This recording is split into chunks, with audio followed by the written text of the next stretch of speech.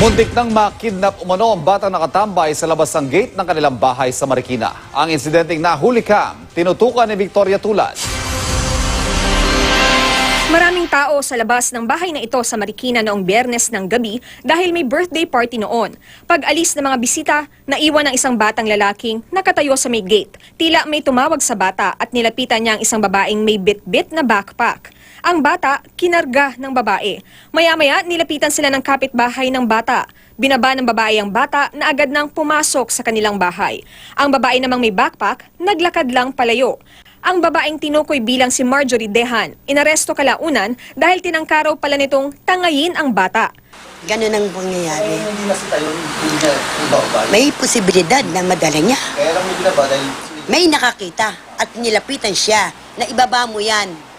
Dahil kilala nung sumita kung saan nakatira yung bata. Ayon sa pulisya, dati nang may kaso ng pangingidnap si Dehan sa isang barangay sa lungsod. Wala pang pahayag si Dehan. Kwento ng lola ng bata, nakita nga nila sa dinaluhang birthday party ang suspect. Apo ko po yun kasi birthday po ng aming kapitbahay. May isang babae doon na napansin sila na parang nakikain.